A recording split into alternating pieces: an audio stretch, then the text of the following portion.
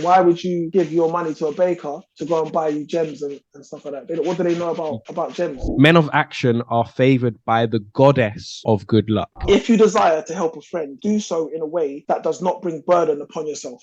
Welcome back to another episode of Book Reviews with Ty and Fly. I go by Ty. Yes, Mr. Fly, what's going on, peeps? So this month we have The Richest Man in Babylon. Yes. The original edition. I made sure to get the original edition. I know Chris has got the original edition there. Firstly, why did you pick this book as our book of the month?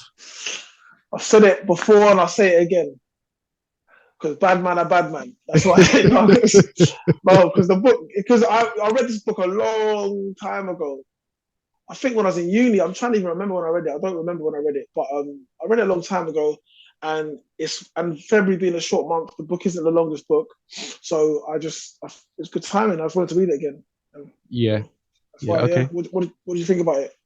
I thought it had some really great messages in it. The book overall has some really fantastic messages, but it's written in such an old language that you have, for me personally, I have to translate the message in my head. Like I have to work out what they're saying. Let me see if I can find an example actually, because the language was so old school.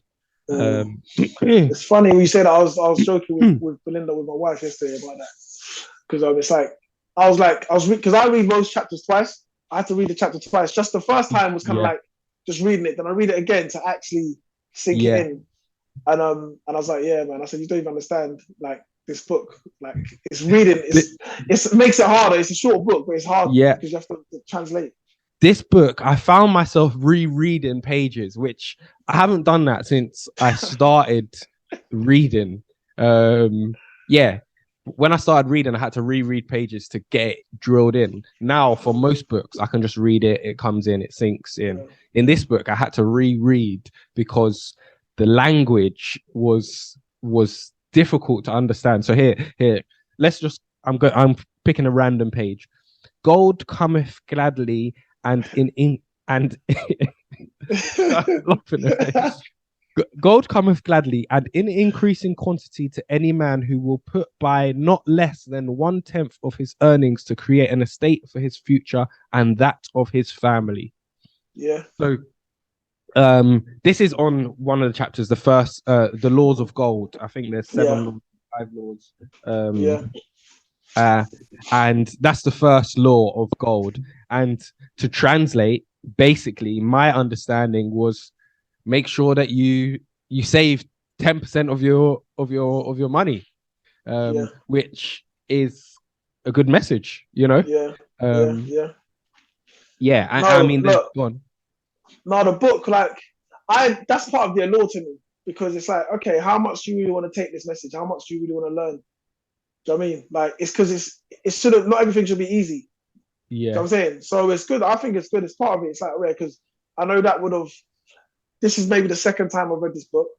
And even now, from reading it now to when I read it before, it's kind of like I forgot the whole book. Do you know what I mean? Like I remembered little, and I was like, oh yeah, I remember that. And obviously I'm looking at where I highlighted sections of it and notes that I wrote at the time. And again, it's good, man. You gotta. Why should it be easy? It shouldn't be easy. Man. If you really want to read it, you'll read it. You'll read that page 2 times, 3 times, 4 times, whatever you need to do. I mean, so. I did want to kind of just give a bit of an overview of the book. Okay. So obviously, it starts off with 2 friends, Bansir, who's a chariot builder, and then Kobe, who's a musician. They're best friends, and then they both live in Babylon, this ancient city. And essentially, they're both poor. They're not happy with their situation in life.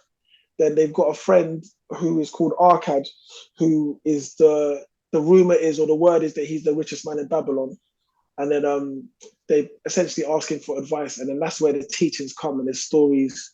You know, that's what I did. Like, I mean, the stories were interesting, and like you said, some really good lessons, some valuable lessons. And this would be an amazing book if I'm sure maybe they have already. I'm sure they mostly have. If they could translate this in a way that it was applicable to kids, because I think kids could really take this message in, and the messages are vital. That are relative to whether you're a child or whether you're a full-grown adult. So yeah. But that's basically the gist of it, of how it starts off. Then it talks obviously about the kingdom of Babylon and all these lessons. And again, it's told through storytelling. The lessons are kind of delivered through storytelling. Yeah. I mean, and there were some nice stories in there. One in particular, we're going to jump along the book. One in particular I enjoyed was that I believe Arkad's son, I think it was, I'm going to get the names wrong because the book confused me because of the language. Sometimes I was a bit confused, but the richest man's son wanted his estate or wanted his wealth, and he sent him away. And he said, no, you need to first go away and prove to me that you could earn money, you could make a living, you can prove to me that other men are going to respect you and other people are going to respect you. Go and basically show me that if I leave this money to you, it's not just going to be wasted. And the son went away and he realized how tough life is, and he learned some valuable lessons on that journey. He got robbed, he got conned, he lost. He invested in something, and this is where it's like it relates to, especially now, man, with like new investment opportunities, like crypto and NFTs and even the more established types of investments. It talks about basically, I forget the word and I'll find it in a minute, but it's like, don't give your money to people that aren't qualified or experienced to deal with your money. Basically, I forget, I'll find it in a minute, but that's what the message is. So take advice from people who are learned or who have the knowledge to where you can, to make wise investments, essentially. And again, this was, I don't know when this book was written, but that is something that's true today. It was true before we were born, and it's going to be true when we're not here anymore. You know what I'm saying? Yeah. So it's like, it's a solid, hard lesson. It's happened, and again, it always makes me think back to like, to my, being younger, you're motivated, you got money, you just try, people say, I'll do this, do that. I'm sure everyone either knows someone or you've got these, that's where there's opportunities come with like, what are they called? These like pyramid schemes and whatever. Do you know what I mean? So it's all these sort of things everyone's been taken advantage of because they've learned these lessons. And I think that was what I liked, where he told his son, he could have just gave his son the lessons, but he knew that you need to experience these things before you can actually take it on. Because I can tell you, Tyler, do this, but at the end of the day, your experience is your real teacher, until you experience it yourself. So yeah, man, that was the lesson in me. The lesson was like, don't give your money, don't invest. I think there was a story where he gave his money. This was even Arkad's story as well. Happened to him as well. Yeah. Where he gave his money to someone to buy jewels or gems or something, but the guy was a bricklayer. Yeah, baker. So, I think he was a baker. Yeah. Yeah. Okay. The guy was a baker, and then jumping way around. But essentially, the person who gave him the money initially was like, "Why would you give your money to a baker to go and buy you gems and stuff like that? What do they know about gems?" Yeah. Do you know what I mean? And then obviously the guy came back with the story. I think he got robbed or he got scammed or something like that. So yeah. So if you want advice about cakes, go to a baker. If you want advice about money, go to a financial advisor. The message was, don't ask a florist about how to cook chicken because they're a florist. Speak to the relevant experts. If you want advice about being an entrepreneur, go to Entrepreneur Club Global. You know what I'm saying? Speak to Tyler Lowe. You get me? That's what it is. It's like, go to the right place to get your advice from. And again, that's where these things will tie into like other like books we've read in the past, because someone who's business, people that have failed business are some of the smartest people because they've had those experiences. You know what I mean? So don't even, just because someone they might not be working in their business at the time, but they've got a wealth of experience. That's something I've learned over the time. It's like someone who, just because they not necessarily have been successful in business, you can learn from their own mistakes. That's an example. That's a good story in itself. Do you see what I mean? So yeah, man, that was one of my top tips there. There's they talk about 7 cures for a lean purse. Yeah. which again, another beautiful message. And yeah, 7 points. I'll just go through them quickly. And it's interesting because my notes of how I've written them down are not how the book says it. My notes are my interpretation All of right, the cool. book. So All right, wait, 1 minute before you start. So you've got the 7 points, the 7 remedies, yeah? And yeah, have you written them? Have you written them how you write them? how I write them, not how All the right, book cool. writes them. All right, cool. I've written them how the book writes them. So you say your bit, and then I'll say it how You it say is. it, okay. Yeah. All right, cool. First one: save more than you spend. Start thy purse to fattening. 2, control. Oh, I did write this Cool. in Latin or however the book's written. Control thy expenditures. Yeah, agreed on that one. Yeah. Make thy gold multiply. Yeah, that's also correct. That's the same one. Yeah. 4, guard thy treasures from loss. Yeah. That was my favorite one. That was one of my favorite ones, by the way. I want to talk about that one. Okay.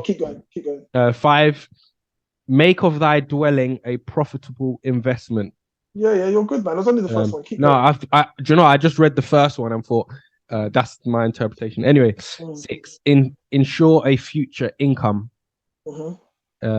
And 7, increase the ability to earn. It might most probably said thy.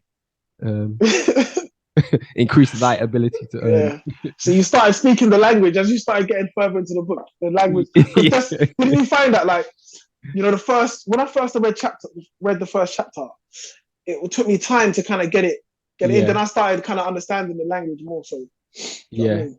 So you start to process it better. But yeah, 4, guard thy treasures from loss. Like, there's a part of it where it says, misfortune loves a shimmering mark. Gold in a man's purse must be guarded with firmness. Be not misled by thy own romantic desires to make wealth rapidly. Like, translation, just look after your money and be smart with your money. Essentially, I think, you know, when they say a fool and his money or her money are quickly separated or something like that, I forget they're saying, but it's like that to me was like something you can always. That goes to whether you've only got £10 in your bank account or if you've got £10 million in your bank account. You see what I mean? Because you need to look after, you need to protect your money because that's what you're trying to do. Do you know what I mean? You need to look after it. So that was something that I thought was I was like, yeah, this makes sense. Because I think back to myself where I've been foolish with money in the past, and then again you look around, you hear stories. Funny, I was just listening on YouTube to, you know, those stories about millionaires, people that won the lottery, that went broke and all this kind of stuff. And it's like, the more money you have, the more risk you have. The more money you have, the more people are trying to get that money from you. So you have to really guard it. You know what I'm saying? So yeah. Yeah.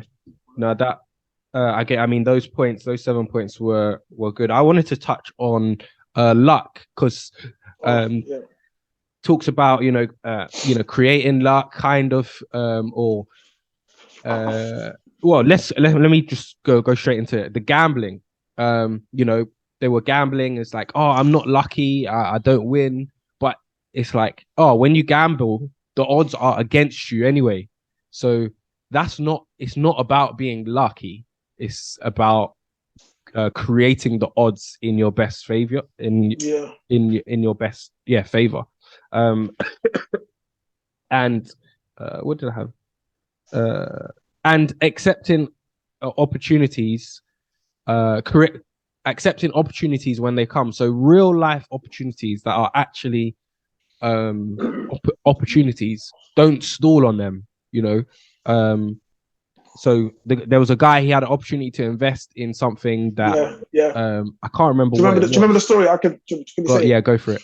So there was someone selling camels, and he went to the gates of Babylon, and he couldn't get in that night. And he was just like, listen, then he saw someone else out who wanted to buy the camels, and it was like, look, I'll give them to you basically for a discount. And then the guy was like, stalling, procrastinating, because there was a bit about procrastination in there. Procrastinating. He goes, look, I'll give them to you for like half the price that they're worth, because I just want to go back home. Then he was procrastinating. Then in the morning, when the gates of Babylon opened, the traders came out, and then, bless you, then other people came out and obviously bought the camels for even more. So he missed out on the opportunity because he was procrastinating, essentially. Yeah, that was the one. But yeah, he had he took too long. So sometimes, we talk about, opportunities, if it's too good to be true. That's Yeah. one why maybe that story blurred lines a little bit, because how did he know that that was such a great opportunity? Do you know what I mean? I don't know, man, because I think, look, this is what he does, right? He's been to the market before. He's bought camel. It's not like the camels were right there. Yeah, Do you see what I mean? It's so he could inspect them. I think he did mention about the light and stuff like that. So there are some factors there that maybe he wanted to, have a look at them in the daytime. Fair enough, cool. But I'm thinking, I don't know, if there's an opportunity relating to me, and I see an opportunity and I look at it and I judge it with my own kind of common sense and logic and look at it and it looks right. It's not like he's showing me a picture of these camels and saying, oh, they're going to come tomorrow, or yeah, deliver to X, Y, Z. They're right there. So I don't think it's exactly that, but I get what you're saying, because you might, I don't know. Yeah, but again, that's maybe my risk averseness. my lack of. And yeah, I mean, there's lots of message in this. What about No, wait, before you go, I on. just want to, before you leave that one, because that was again one of my favorite chapters, and the way it came about was they were debating it. So there was a group of the men. This was part of the teachings, and they were debating: is luck? Can you manifest good luck? Can you just make luck? Can you find a way to manipulate it and make good luck? And there's a really good verse or part of it, but I'm not going to read that part. But it's really good. I actually put it on my social media yesterday. But then it finished off at the end. It was like, men of action are favored by good luck. And I think that actually made me think of you. And then that made me think of some other people that is like, people say, oh, they're lucky. No, because they're men or people of action. You do it, you get out there, you get busy. You know what I'm saying? So then you'll say, oh, you're so lucky, X, Y, Z. No, action. Then you're favored by luck, because the luck is there. You just have to go out and take it. You hear like these situations where, if we talk about like music artists, where they just saw the record producer in the alleyway or something and started singing to them or rapping to them or whatever. Oh, they're so lucky. No, maybe they were waiting out there every day for the last 6 months. You don't know. So that was how I think it says here, like, to be able to have the opportunity to start something is actually the luck. So if you have the opportunity to be lucky, like you've got the opportunity to start a business, to start educating, to sort out your health, that is the luck. And then when you become, that's actually the luck. And then when you become a person of action, you're favored by good luck, man. So that is something that I don't want people to just to breeze over, man. You got to create. You can't. I mean, you get me anyway. I mean, I love that. I love that message, because I'm all about action. Just take action and do something, because you never know what could come from it. And I want to rephrase that statement that you said, but in the way that they said it. Well, men of action are favored by the goddess of good luck. Okay. Which, well, that's what I wrote down. I don't know if they made it in. I think you know what's thing. Yeah, the book. You see, our books, they're not exactly the same. Okay. So there's slight, because something you said before, they're slightly different, but it's the same thing. Same thing. But yeah, men of action are favored by the goddess of good luck, and I mean, it's so true. And I see it around me. I see it with me as well. When I get lucky opportunities, and I think back, how did that luck come? Well, actually, it's because I did X, Y, and Z that led to that. Yeah, it was lucky in theory, you could say. But if I didn't do X, Y, and Z, that luck would never have happened. Yeah. So I'll give you an example, actually. And this is why you're a G. Okay. But it goes into luck. So a few months ago, last month, an episode came out of me being interviewed or discussing on a BBC podcast. I was invited to a BBC podcast to talk about injury prevention and injury prevention for gardeners specifically. It was for Gardeners World podcast. How this came about was, firstly, you introduced me to a company that were looking for chair massage. Okay, yes. So my company goes and delivers chair massage to this company. One day, I had a chair massage work on. I didn't have any chair massage therapists available, so I had to go in and do the work.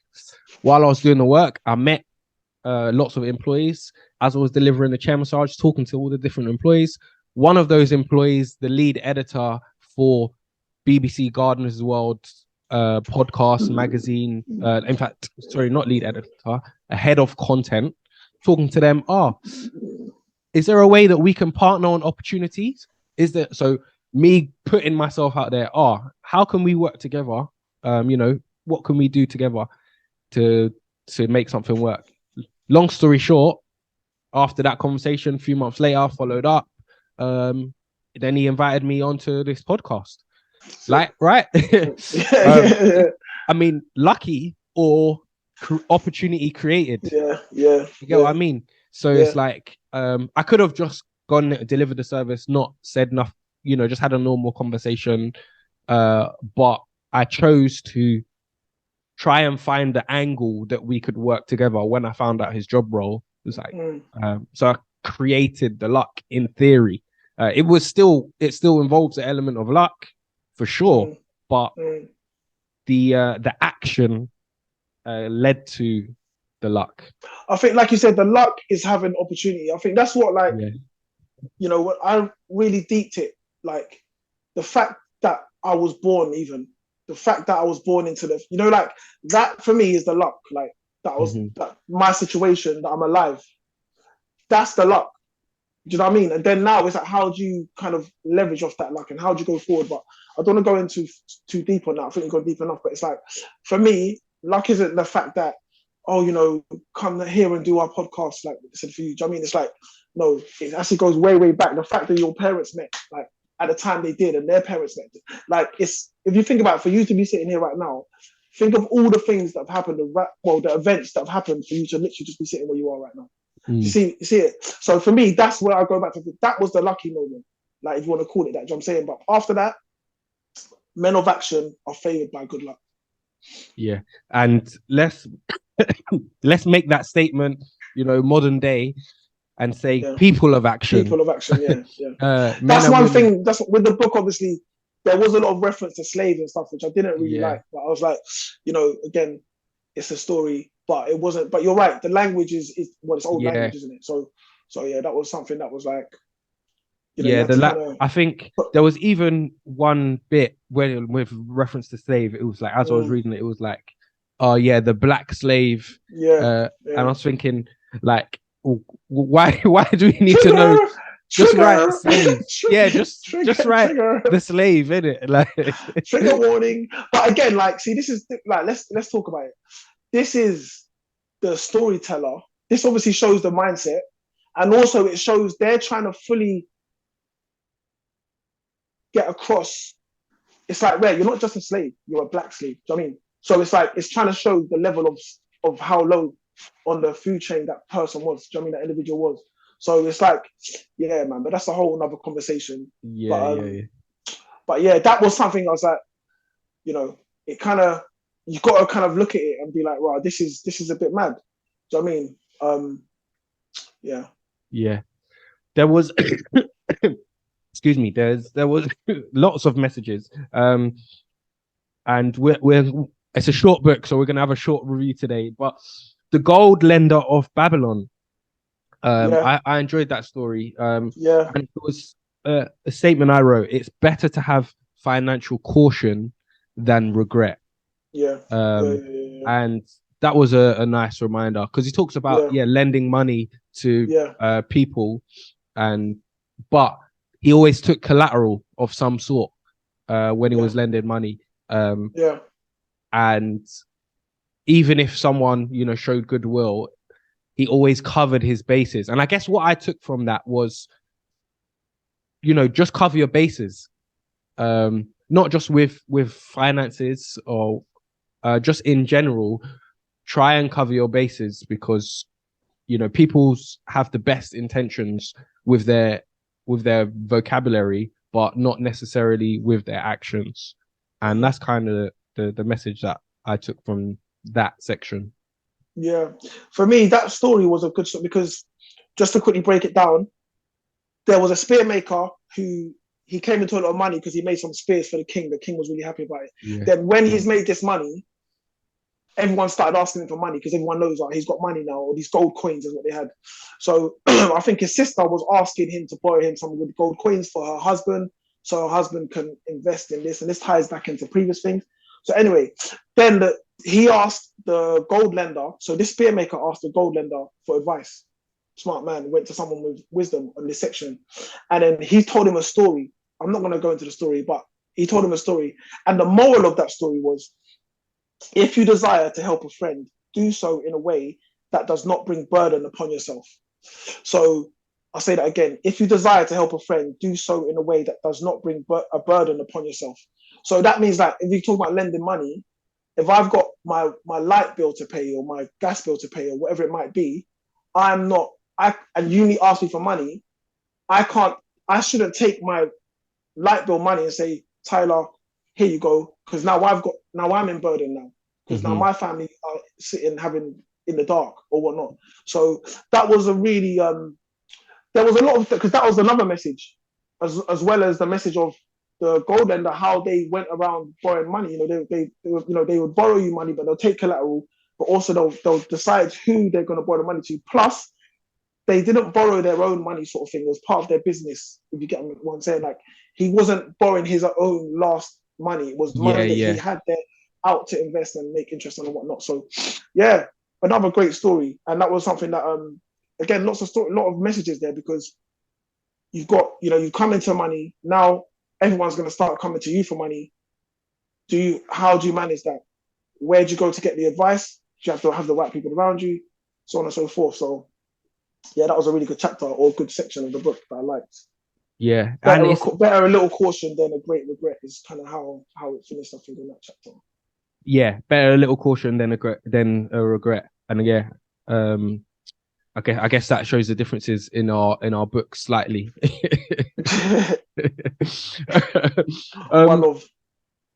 Was there any other stories that you specifically wanted to touch on?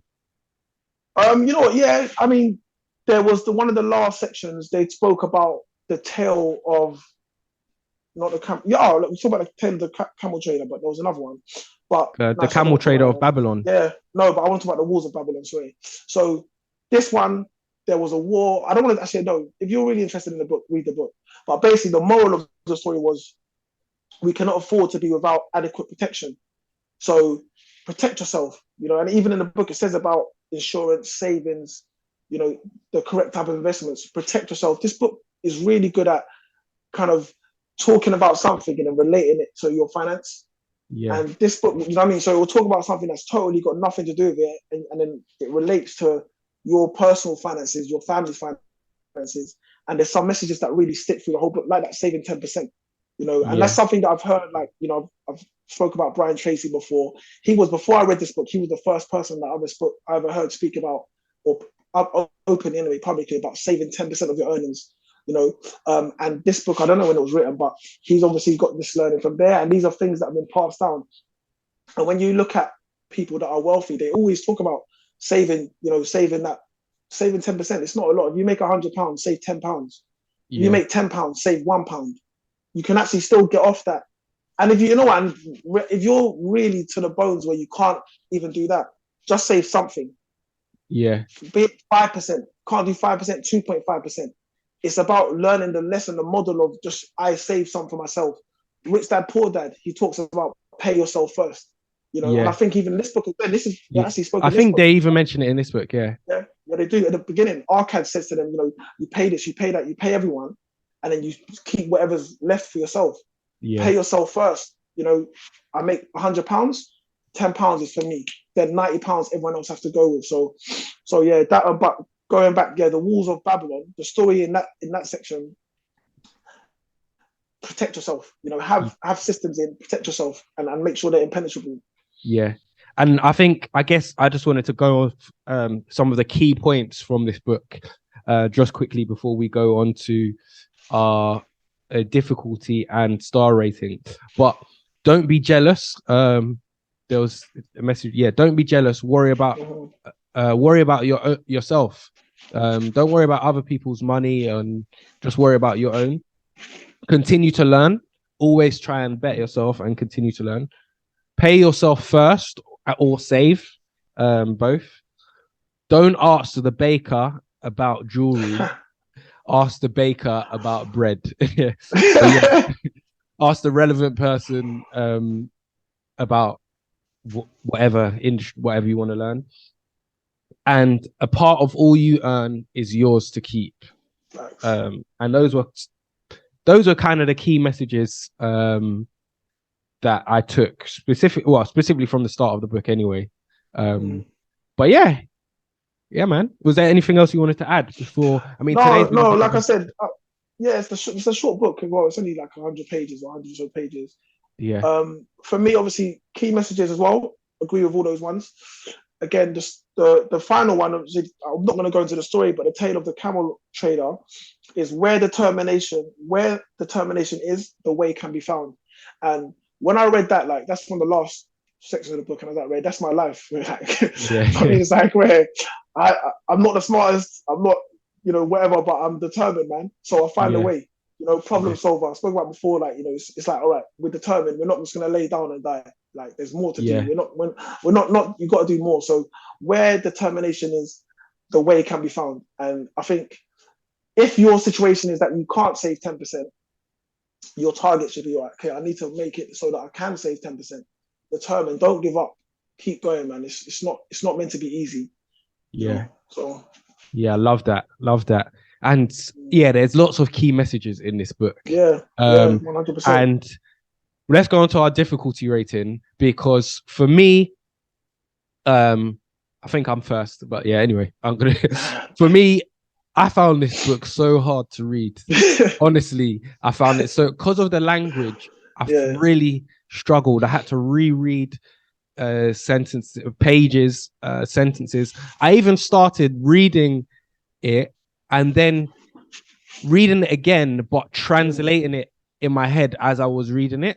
So I was trying to translate it to, modern day English as I'm reading it, which made it really slow to read. But yeah, I'm going to give this a 4, because this, a 4 for difficulty. Yeah. And it's only 100 pages, it's a very short book. But I really struggled with this one. I think for me, I struggled also. I'm between I think I'll give out 3 for difficulty, because it's not an easy book to read at all. So I'll give it a 3. But like I said, I like the fact that it wasn't easy. Okay. Because that to me, that, why? Yeah, this is maybe my competitive side coming out. For me, it's like, I know that some people are going to just put it down. So you're already out of the equation then. This race we're running, you've already, you lost some, I've got more in my arsenal than you do, because you put the book down. So I like the fact, and those that do read it, it's like, okay, you really wanted to read this book. Do you know what I mean? So I like the fact that it wasn't easy, but yeah, I'll give it a 3. Yeah, okay. Well, star rating. I'm between two. And I think this conversation has definitely increased my number for sure, or increased what I was thinking. And I think, are we still in the year of the upvote? I feel like I've been upvoted recently. I feel like you haven't been. I haven't been. So I think originally I was going to give this a 2.5, but wow, I'm going to give it a 3. And the reason why it's not higher is because it was so difficult to read. I didn't enjoy reading the book. Yeah, I didn't enjoy it at all. I have to admit, I enjoyed the messages and the stories were amazing when I translated them as I was reading them, but that just made it so much more difficult to read. So it wasn't for me an enjoyable book. The messages of the book are amazing, but as a read, for me personally, I didn't necessarily enjoy the book. In fact, no, that's a lie. There were sections where, like I said, when I translated it, and I was like, okay, yeah, this book's actually sick. But then it would come up with another sentence like, "Thou shalt not steal," or whatever. Yeah. With the language, yeah. So the difficulty of the book made me not enjoy it as much as I think I should have. So I say all that to confirm my 3, which has been pushed up definitely by this conversation. Wait, I think for me, I'll start with my number. My number is 4 to start off with, because this is a book. I feel like, for me, I like simplicity. Yeah? Even though it's not simple to read, it is a hard book to read. However, the teachings here are so simple that this could maybe be the only books that you need to read about how to manage your finances. I swear. I feel like if you could just read this and just apply it to these rules, and you don't even need to read any other books. Yeah. So I, like, again, it is hard to read. Yes, it is. I'm sure there's mostly translated versions out there. Yeah. I'll be interested to see if they've done like a children's version or something like that. But yeah, no, man, the book was, I'll give it a 4, because I would actually, this one book I say to everyone, even some of the young people I work with already, people that I know that are avid readers. And again, a lot of people, like, obviously when I was posting quotes, and I think I posted a picture of the book and stuff like that, like, this is a book where a lot of people have read this book. Yeah. A lot. I mean, did you tell anyone that you were reading this book? No. You'll be surprised. So. Like, you'll be surprised. I'm sure a lot of people will come to you and be like, "Oh yeah, I've read that book." So, yeah, I think this is a book. This is like a must read. Like, if you're serious about your finances, forget about business. Forget about being an entrepreneur. It's about your finances. If you're serious about your own finances, this is one of the only finance books that you like. I think you have to read this book. Yeah. You have to. That 10%, like that alone, you know, because that feeds into other things, ISAs, like indexes, whatever. Do you know what I mean? Just savings, whatever. So I give this book a strong 4, very strong 4. Okay, wicked. Right. Next month's book we have Outliers by Malcolm Gladwell. Why are you laughing? Because you ain't got it yet. Yeah, it's in the post.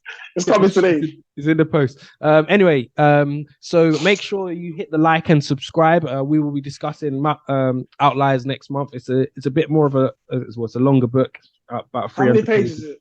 284. Okay. So cool. Yeah, not too crazy. But the language is modern day. As always, the links for the books are in the description box, and we will see you soon. Peace and love. Peace.